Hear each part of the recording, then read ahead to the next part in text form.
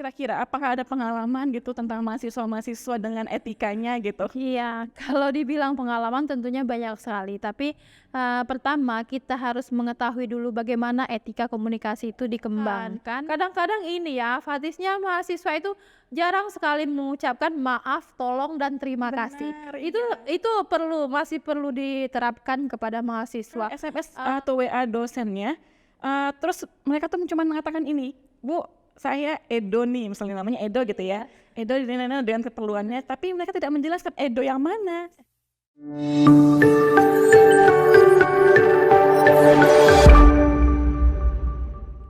Assalamualaikum warahmatullahi wabarakatuh. Selamat datang di podcast perdana Ilmu Komunikasi Universitas Muhammadiyah Bengkulu, podcast Komen, Communication, Education, and Entertainment bersama saya Meli Eka Karina. Alhamdulillah di podcast perdana kita hari ini, podcast yang tentunya akan memberikan inspirasi untuk para penontonnya, memberikan edukasi dan juga berbasis entertainment.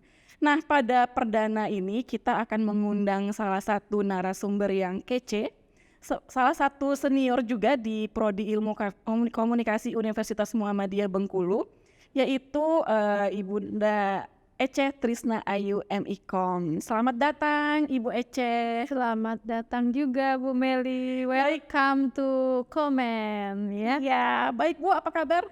Alhamdulillah sangat baik. Alhamdulillah. Nah Bu, ini alhamdulillahnya lagi ya, sebenarnya ini adalah bintang utama kita nih, karena juga ada di podcast perdana kita sekarang ini. Ya. Podcastnya itu sebenarnya adalah salah satu untuk media pembelajaran juga bagi para mahasiswa, tentunya mahasiswa-mahasiswa ilmu komunikasi ya Bu ya. Ya. Untuk panggilan saya manggil apa ya Ibu Ece ya? Bisa dipanggil bebas aja, Bebas bisa aja. Mbak atau Bunda. Tapi kayaknya Bunda ya, karena sehari-harinya itu di Ya. daily-nya itu Ibu Ece sering dipanggil sebagai Bunda Ece. Ya. Bunda Ece ini adalah materi kita ini. Materi kita itu Ya. sebenarnya menarik sekarang, Iya. yaitu membahas tentang bagaimana etika komunikasi pada mahasiswa. Iya, itu sangat ini sekali ya, sangat penting sekali untuk dari Iya. hal dasar untuk kita. Iya, karena sepertinya di teknologi ini, di era teknologi untuk para apa ya, kalau misalnya mahasiswa sekarang itu disebutnya sebagai Gen Z ya, kalau nggak Iya. salah ya. Bisa jadi. Iya, di Gen Z itu Iya. kan mereka sudah sudah harus memiliki sosial media gitu, karena mereka berada di era digital gitu ya. Dan mau nggak mau sekarang Betul sekali. ada peralihan nih dari yang menghubungi dosennya secara langsung sekarang menggunakan media ya, Iya. seperti HP gitu ya Bu ya. Iya. Gimana nih Bu kita membahasnya?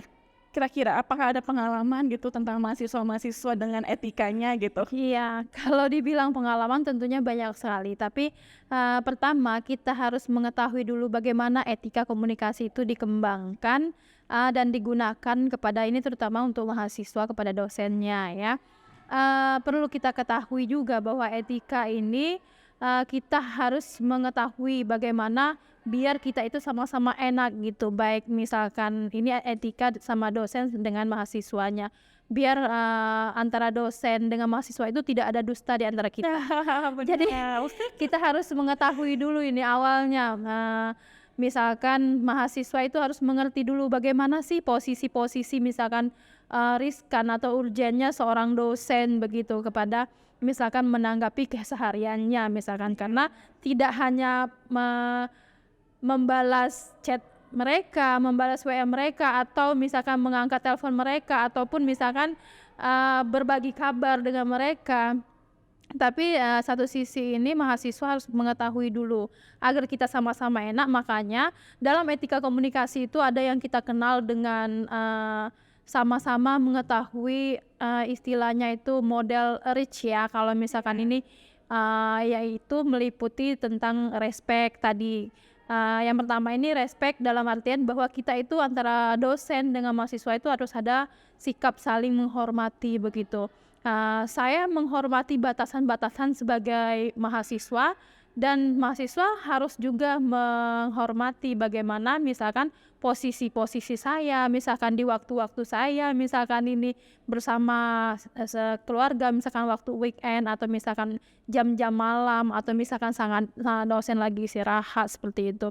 Dan mahasiswa harus memaklumi, jangan ketika misalkan kita misalkan nggak membalas chatan mereka terus menjudge kita misalkan Dosen sombong dosen gitu ya. ini begitu banget sih dengan mahasiswa kok jaga batasan sekali. Oh tidak, misalkan seperti itu kan. Jadi sikap saling menghormati yang pertama yang harus kita ketahui. Terus yang berikutnya adalah empati ya. Dalam sikap ini bahwa kita mengerti bagaimana posisi, baik saya misalkan mengerti tentang posisi mahasiswa, sebaliknya juga mahasiswa harus mengerti juga posisi-posisi saya misalkan seperti itu ya. Jadi tadi bahwa jangan ada dusta di antara kita tadi kan. Jadi tidak ada salah satu kecanggungan misalkan kita dibatasi dengan adanya etika tadi misalkan seperti itu. Meskipun walaupun kita misalkan dalam keseharian kita sudah dekat misalkan, tapi ada sesuatu yang bisa membatasi kita begitu. Terus berikutnya Jadi memang harus diingat ya tagline-nya ya, tidak dusta di antara iya begitu ya. Terus audible ya, antara kita itu memang harus saling mendengarkan, terus memahami bagaimana posisi-posisinya gitu. Kalau misalkan ada juga kadang-kadang mahasiswa itu misalkan tanpa misalkan kita ini dia berkabar dengan kita misalkan ketika misalkan ini enggak masuk atau misalkan izin atau ini, ada juga misalkan yang tidak sama sekali kemudian menuntut hak dengan kita. itu kayak pengalaman pribadi ya. Ya pengalaman pribadi banyak sekali ya, tanpa melaksanakan kewajiban dia menuntut hak dengan kita, malahan luar biasa kadang-kadang kita ya. Jangan dikira ya kalian mahasiswa itu bisa tertekan dengan apa tugas dan lain sebagainya dengan dosen, tapi kadang-kadang dosen juga tertekan dengan mahasiswa yang seperti itu Ya, karena misalnya. mahasiswa harap didengar baik-baik. Iya, seperti itu.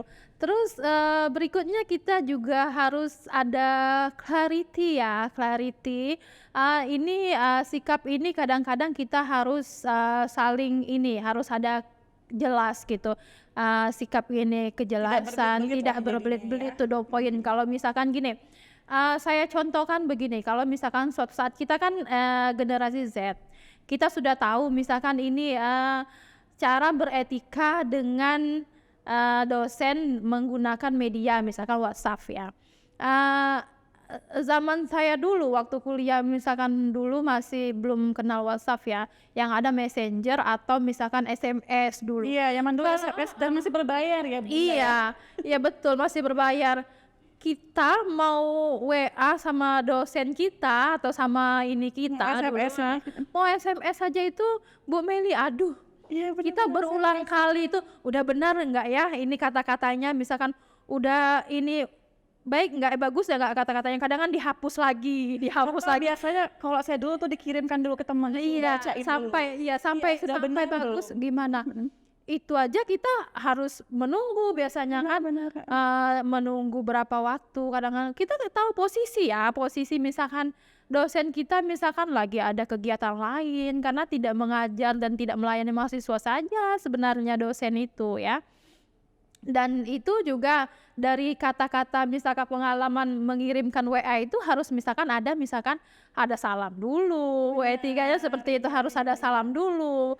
Kemudian kita itu memperkenalkan diri dulu, karena tidak semua dosen itu tahu nama kita, tahu misalkan kita sekedar misalkan tahu face-nya. Kalau ketemu misalkan tahu face-nya, kita kan nggak tahu oh yang ini misalkan si Badu, ini si Andi, oh tidak tahu. Kita memperkenalkan diri dulu sebelumnya, terus ungkapkan apa tujuan kalian menghubungi dosen itu Jadi langsung. ini adalah tips dan trik. Trik Karena sepertinya karena dengan etika tadi itu sampai masing-masing universitas itu seperti memiliki ketentuan-ketentuan khusus sendiri ya. Bagaimana caranya etika dalam menghubungi dosennya gitu ya. Jadi mungkin kita akan minta saran nih dari Bunda Ece nih untuk memberikan gimana kira-kira kita untuk apa ya, beretika gitu ya. Iya, berarti dalam bermedia, menghubungi ya, menggunakan media ya, menggunakan media terutama ya. Gimana tuh, Bun? Iya, itu tadi kalau menggunakan media ya itu tadi, yang pertama mengucapkan salam terlebih dahulu, terus yang kedua itu misalkan memperkenalkan terlebih diri siapa kalian ya, karena kita nggak meng-save ya, nggak menyimpan semua nomor-nomor mahasiswa dari sekian banyak itu ya Bu Melia. Terus langsung apa tujuannya, tidak berbelit-belit tadi, karena misalkan kalau misalkan ini kita ini kan jadi kita bingung maunya apa misalkan ini kan mahasiswa ini. Terus berikutnya yang ini yang paling ini kadang-kadang bahasa si mahasiswa dengan kita kan beda-beda. Jangan pernah menyingkat ya, menyingkat kata. Kadang-kadang ya beda. Udah pada gaptek gitu ya. Iya. Agak ketinggalan zaman gitu ya, Bun ya. Iya, kita kan beda penanggalan ya kan. Jadinya kalau Jadi miscommunication takutnya iya sering salah ini kan, salah tentang pengertian nanti. Jadi tolong hindari yang itu. Terus berikutnya biasanya kita harus mengucapkan terima kasih sebelum ini ya. Harus terima kasih dulu misalkan. Kadang-kadang ini ya, fatisnya mahasiswa itu jarang sekali mengucapkan maaf, tolong dan terima kasih. Itu masih perlu diterapkan kepada mahasiswa. Jangankan kalian misalkan kami saja ya itu masih jadi mahasiswa. Kadang-kadang berpikir bagaimana ya, apalagi sangat ini sekali kalau misalkan mengirimkan pesan itu lewat dari jam kerja dan weekend. Itu kami berpikir seperti For itu. your information juga ya, Bunda Ece sekarang lagi ngambil doktoral ya, Bunda. Iya. Mana, Bun? Di UMM kebetulan ya. Iya, insya Allah semoga lancar ya. Iya, sampai Makin tadi, Beli. jadi seperti yang Bunda Ece sempat singgung tadi nih soal tipe-tipe mahasiswa ya jadinya. Jadi tuh banyak beberapa tipe mahasiswa di dalam menghubungi dosen. Ada yang tipe pemerintah, Iya, ada yang tipe alay gitu ya, ada yang tipe apa tuh namanya lagi, Bun, tanpa identitas tadi yang disebut ya. Kemudian ada yang tipe sok penting gitu loh. Iya. Jadi mereka tuh kayak Bu nggak bisa nih Bu hari ini, soalnya saya hari ini saya ada kerjaan lah. Kalau kalian pun sibuk gimana dengan dosennya gitu ya. Jadi memang perlu banyak ini kali ya, Bun, lebih banyak literasi lagi ya untuk mahasiswa ini. Kalau Bunda Ece sendiri ada nggak sih, Bun, pengalaman tentang mahasiswa yang menurut Bunda nih kayaknya etikanya kurang deh mahasiswa ini gitu. Apalagi sebagai mahasiswa komunikasi ya, memang harus dituntut sebenarnya untuk bisa berkomunikasi dengan baik gitu. Ada nggak, Bun, pengalaman itu? Sebenarnya banyak sekali ya pengalaman kurun waktu beberapa puluh tahun kan menemui mahasiswa, dan setiap mahasiswa itu tentu beda-beda. Ada hal yang unik misalkan seperti itu kan. Ada juga misalkan ada yang tidak bisa berbahasa misalkan Indonesia secara utuh begitu kan. Kadang-kadang masih ada bahasa lain yang dibawanya, bahasa daerah yang dibawanya. Terus juga dia nggak tahu waktu bagaimana kita misalkan memposisikan kita misalkan ini. Terus ada yang terus-terusan begitu belum dibalas. Kadang-kadang kan kita kan punya HP itu enggak saja kita fokus ke HP kan. Kalau misalkan ini kan dia seperti menginterogasi kita, gimana sih ini.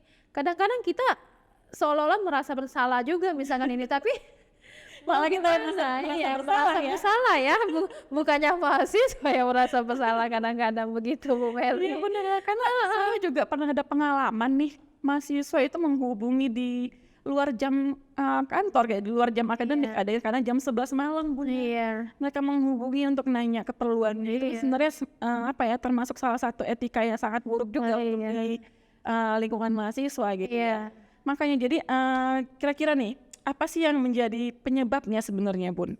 Mahasiswa itu jadi minim ya terhadap literasi etikanya gitu. Iya, sebenarnya dari dasarnya dulu ya. Misalkan kalau misalkan dengan mahasiswa kita tekankan dari awal, misalkan semester 1 itu sudah kita ingatkan begitu, kalau misalkan begini loh dengan saya, misalkan kita ada kalau dengan mahasiswa kan kontrak perkuliahan, ingatkan misalkan tentang ini, misalkan seperti itu. Biasanya juga kalau mahasiswa tahu tentang etika, dia tidak akan melakukan itu sebenarnya seperti itu, karena mereka sudah mengetahui, sudah belajar tentang itu seperti itu kan. Jadi mahasiswa tidak merasa tertekan, kita juga tidak merasa bersalah. Jadi tadi tidak ada dusta di antara kita. Iya, makanya jadi tuh yang dipandang dosen itu tidak sopan, terkadang bagi mahasiswa itu biasa gitu ya. Betul. Apa itu ada penyebabnya dengan teknologi yang semakin berkembang ya? Jadi mahasiswa tuh kayak lebih dunia itu lebih berbeda gitu dengan kita dulu gitu ya. Sebenarnya tidak juga. Teknologi itu kan ada juga positifnya, misalkan seperti itu kan. Pintar-pintar kita cara memanfaatkannya itu saja. Dengan pemanfaatan teknologi itu kan kita akan memudahkan kita. Dan misalkan kecuali misalkan memang mereka yang tidak menguasai media sama sekali, saya rasa tidak ada ya. Karena senior kita aja yang udah pensiun misalkan ini mereka cakap digital juga, cakap menggunakan media itu misalkan bagus untuk perkembangannya. Cuma kita tahu waktu tadi dan tahu caranya bagaimana menempatkannya gitu aja. Berarti tadi itu ya sarannya ya. Yang pertama, sebutkan dulu identitas diri kita ketika menghubungi dosen ya. Itu triknya ya. Trip dari Bunda Ece. Iya, kalau jadi bermedia sosial begitu. Iya, jadi yang pertama harus ngucapin salam dulu nih. Assalamualaikum Ibu gitu ya. Terus terus selamat pagi, selamat siang. Ya, terus sampaikan nih, kalian siapa sih sebenarnya gitu. Karena terkadang ada mahasiswa yang mereka SMS atau WA dosennya, terus mereka tuh cuma mengatakan ini, Bu, saya Edo nih, misalnya namanya Edo gitu ya. Edo dengan keperluannya, tapi mereka tidak menjelaskan Edo yang mana. Sedangkan mahasiswa kita tuh ada 10 nama Edo misalnya. Jadi memang harus dijelaskan Edo semester berapa gitu ya, kelas berapa itu harus dijelaskan. Kemudian apalagi tadi Bun?